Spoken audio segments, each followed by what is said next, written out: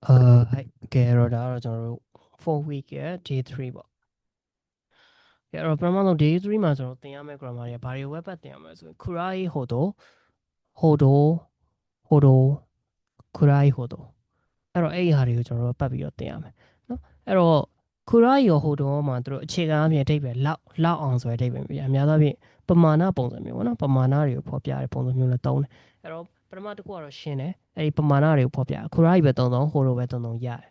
နော်အဲ့တော့ plain form တွေသုံးကြိုက်လို့သုံး kurai hodo ထည့်လိုက်ရပြီနော် level တွေအတိုင်းအတာတွေကိုဖော်ပြဥပမာ shinu hodo စကားတဲ့တာကိုပင်မရရဲ့အတိုင်းအတာကိုဘယ်လိုဖော်ပြလဲ shinu hodo သေလောက်တဲ့အထိပင်မနော်အဲ့လိုမျိုးဖော်ပြတာこのスイカはみかんくらいの大きさですဒီ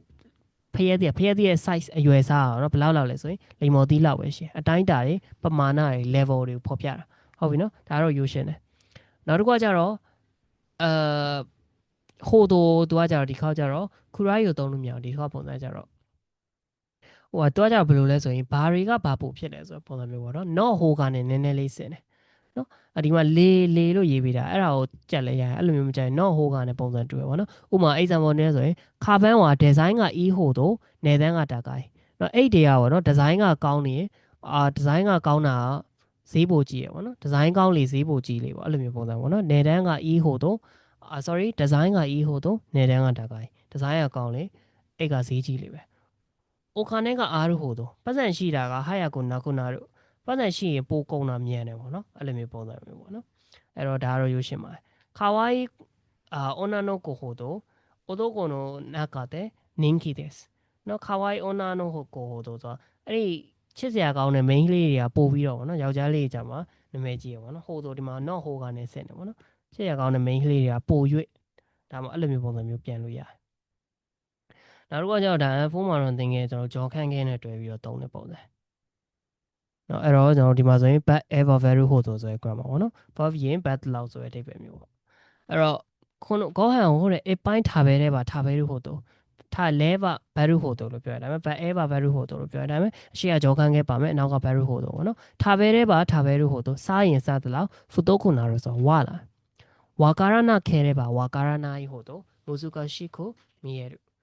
ဝါကာရနာရဲ့ခဲတဲ့ပါတော့နားမလဲပေါ့နော်နိုင်ဆိုတော့ဝါနားမလဲရင်ဝါကာရနာဟိုတော့နားမလဲတလောက်နားမလဲရင်နားမလဲတော့မူစုကရှိကိုမြည်ရခတ်တယ်လို့မြင်ရတယ်この問題はတဲ့အာတမကယိုခဲတဲ့ပါဤပေါ့နော်အာတမကဤဆိုကောင်းညံကောင်းတယ်ကောင်းကောင်းတယ်ယိုခဲတဲ့ပါယိုဤဟိုတော့ကောင်းကောင်းရင်ကောင်းတော့ခန်တန်နီကိုတိုင်လို့အလွယ်တကူဖြေလို့ရဒါတော့ but ever very ဟိုတော့ grammar ပေါ့နော်ဘတ်ရင်ဘတ်တော့ဘာကိုလုပ်ရင်လုပ်တော့ပါဖြစ်တယ်ဟိုစာကြက်ရင်ကြက်တော့အမှတ်ကောင်းမယ်အဲလိုမျိုးပုံစံမျိုးပေါ့နော်နောက်ဆုံးတစ်ခုကကြတော့ခူရိုင်းဟိုတော့နောင်ဝနိုင်နောင်ခူရိုင်းနောင်ဝနိုင်တော့ကြောင့်ခူရိုင်းရဟိုတော့တုံးတယ်ခုနကကျွန်တော်အလဲအနောက်ကိုကဟိုတော့ပဲတုံးတယ်ခူရိုင်းရတုံးလို့မရကဲအရှိပိတ်နောက်ပိတ်မှာခူရိုင်းရဟိုတော့တုံးလို့ရတယ်နော်ဒါကလေသူကလေလောက်လို့ပဲတိတ်ပိတ်ရပဲသူ့ရဲ့ပုံစံဘယ်လိုလဲဆို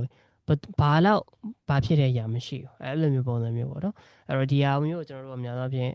Starbucks စာတွေမှာမေးလေးရှိတယ်နော် grammar monai နှစ်မှာမေးလေးရှိရပေါ့နော်အဲ့ဒါကိုနောင်ဟိုတော့နောင်ကနိုင်ဆိုပြီးတော့ခူရိုင်းနဲ့တွားတယ်အများသောဖြင့်ဟိုတိုနဲ့ပဲတွားလေးရှိပါတယ်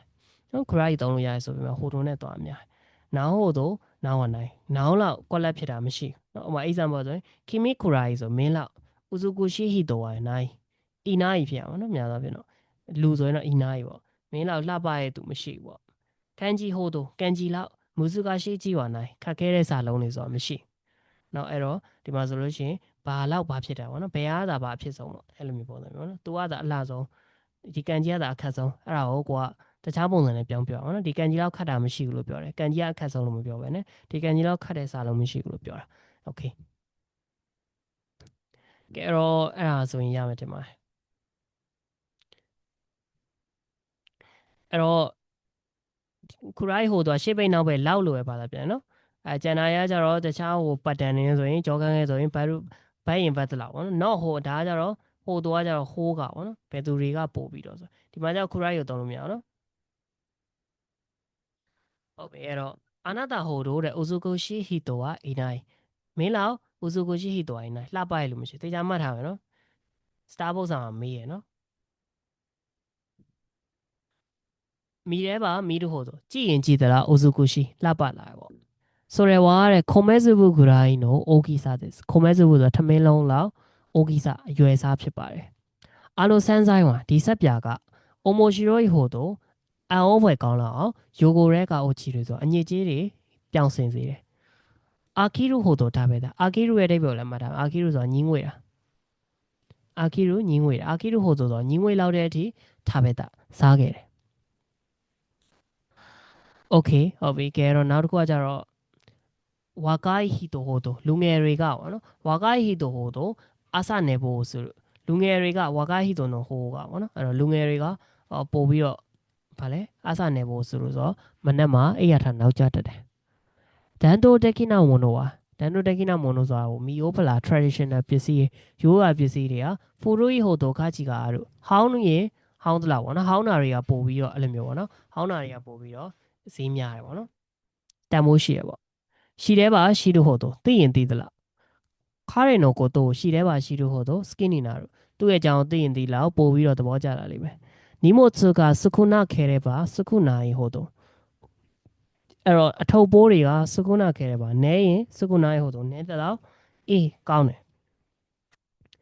နောက်တစ်ခါကျတော့ဟိုတိုဝိုင်းနိုင်နော်ဟိုတိုကွက်လက်ဖြစ်တဲ့လူပေါ့နော်နောင်ခူရိုင်းနောင်လောက်ကွက်လက်ဖြစ်တဲ့လူမရှိဘူးမိုနိုတို့ကိုတိုတို့ဆိုရင်လည်းနိုင်ပဲပေါ့နော်အီနိုင်ရကြလူဆိုရင်အီနိုင်ပေါ့လူမဟုတ်ဆိုရင်တော့နိုင်ပဲ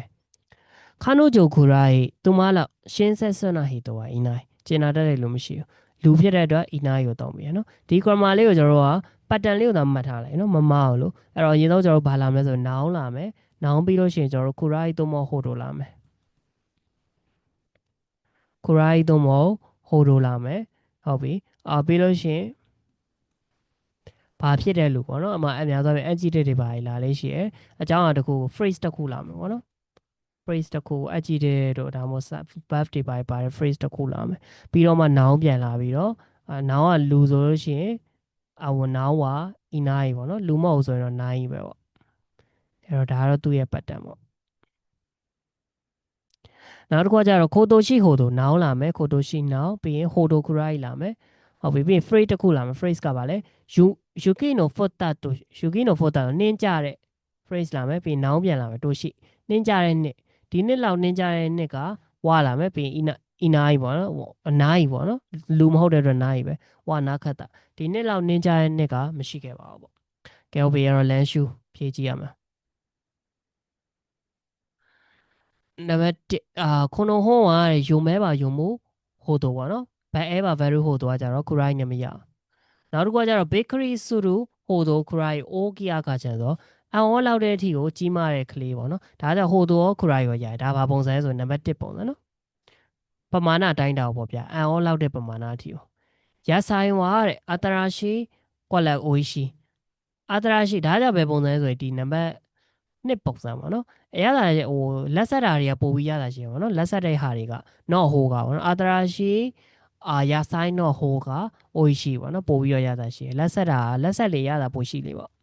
နောက်တစ်ခုကကြတော့ဒုံနိုဟိုတိုခူရိုင်းလန်ရှူစတန်ဒစ်ကဘယ်လောက်လောက်ဒုံနိုခူရိုင်းပဲရှိရလေဒုံနိုဟိုတိုမှာမရှိဟုတ်တယ်မလားဒုံနိုခူရိုင်းဆိုတော့ဘယ်လောက်လောက်ပေါ့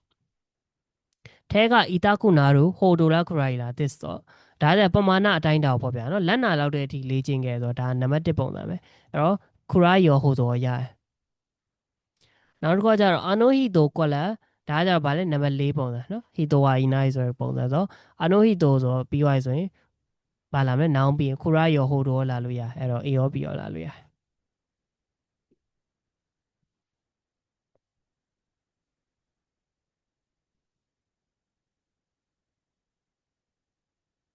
ပြီးသွားလို့ရှိရင်တော့ကျန်တာကြတော့ကျွန်တော်တို့နံပါတ်2နံပါတ်6အေးရအပတိုဝါတာကိုက်ညင်လာတာဈေးကြည့်ရတာဟိုတိုအဲခိနိဘန်ရီနာချီကာခုတဲ့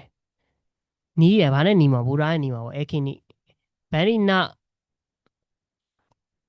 ဘန်ရီနာပေးတာတယ်အဲ့တော့ချီကာခုတဲ့အဲခိနိချီကာခုတဲ့ဘန်လီနာဟိုတို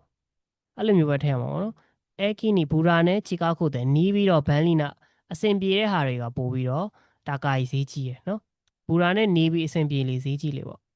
နံပါတ်9 France ကိုပြင်သစ်ဘာသာစကားတော့ဝါဒရှိအောင်မို့ကျွန်တော်ကထင်တယ်ဦးစုကိုရှိဂန်ကောဝါ